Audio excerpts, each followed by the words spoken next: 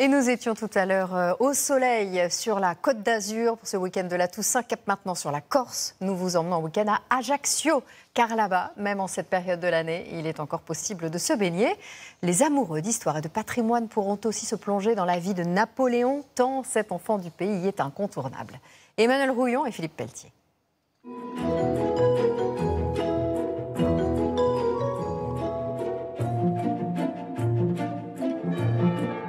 Notre week-end à Ajaccio commence par une balade dans la vieille ville, là où 255 ans plus tôt naissait Napoléon.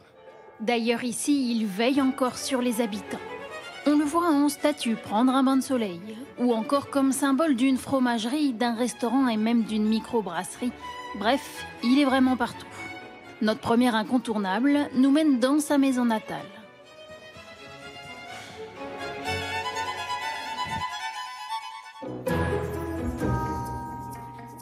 La maison Bonaparte est classée monument historique. À l'intérieur, tout est resté en l'état, comme ce lit où Napoléon aurait dormi à son retour d'Égypte en 1801. Le lit est tout petit. En fait, il fait pratiquement 2 mètres. Mais c'est parce qu'il est très haut qu'on a l'impression qu'il est petit. On sait que les gens de cette époque-là dormaient accroupis, avec les genoux pliés. Pas très pratique pour dormir et plutôt modeste pour un empereur.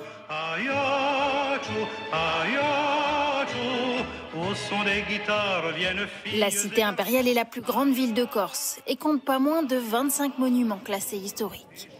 Parmi eux, la cathédrale Notre-Dame de l'Assomption, qui date du XVIe siècle, reconnaissable à sa façade orange. Érigée face à la mer, elle domine la plage Saint-François, où il est encore agréable en automne de se baigner, enfin pour les plus courageux. Elle est un petit peu fraîche, mais ça fait vraiment du bien, c'est très agréable pour la saison. Le week-end se poursuit au Sanguinaire, du nom de cet archipel de 4 îles rocheux. Notre randonnée commence sur la presqu'île au pied d'une tour génoise. Bonjour. Bonjour. C'est ici que l'on retrouve le plus les odeurs du maquis. Et quelle vue! Je pense que je vais être obligée de faire la photo indispensable. Et c'est justement sur la route des Sanguinaires que nous allons passer la nuit. Dans ce petit appartement en apparence rien de particulier, mais pourtant. Là c'est incroyable, on a la vue sur toutes les Sanguinaires. Et l'eau elle est vraiment turquoise. Comptez 90 € la nuit. On serait bien resté plus longtemps à profiter de la vue, mais la suite du week-end nous attend. Allons prendre le café sur le port et regarder les pêcheurs rentrer avec leurs bateaux. Mais ne tardons pas trop, la journée est encore bien remplie. Le petit déjeuner se termine avec un morceau de charcuterie au marché, même à 10 h du matin. Et avec les bons conseils des commerçants. Bon, déjà, il y a le visuel. Souvent, les petites pièces sont meilleures que les grosses. Il faut leur demander de goûter. On est sur les marchés, c'est fait exprès. Vous dites, monsieur, regardez, j'aimerais goûter ça. Il va vous trancher quelques tranches, vous goûtez. La charcuterie, il faut la goûter avant de l'acheter. D'accord. Au moins, il n'y a pas de surprise. Décidément, notre week-end est très gastronomique, car notre prochain rendez-vous est fixé directement dans les vignes. Ici, on produit des vins AOC Ajaccio depuis plus de 50 ans. Bienvenue au domaine Peraldi. C'est une appellation qui aura comme fer de lance le chacarello. En Corse, chacarel, le mot chacarel, ça veut dire qui craque sous la dent. Parce qu'en fait, le chacarel, ça va donner des petites baies, mais avec une peau assez épaisse. Donc c'est pour ça que quand on croque dans une baie de chacarel, tchac tchac, ça fait ce bruit-là. Place ensuite aux choses sérieuses. Comptez 19 € par personne la visite du domaine et la dégustation de 6 vins différents. Toujours avec modération, bien sûr. Napoléon nous suit vraiment partout, jusque dans un musée bien particulier.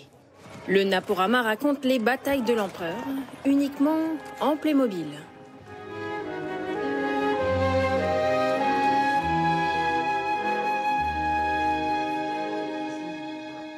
Étape par étape, même avant sa naissance ou quasiment quelques mois avant avec la bataille de Pontienov. Et puis ensuite, on se promène naturellement jusqu'à la veille d'Austerlitz. D'accord, waouh. Toute cette histoire avec un grand H nous a mis en appétit. Et ça tombe bien, nous avons réservé pour le dîner dans un restaurant plutôt surprenant. Le Vincent 23 est situé dans la vieille ville, mais à l'intérieur, c'est un village reconstitué. Et on s'y croirait. Vous connaissez la maison? Pas du tout.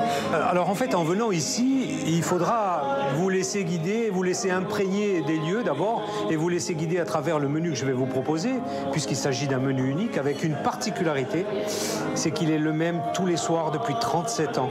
Donc c'est comme chez Mémé à la maison ici, d'accord?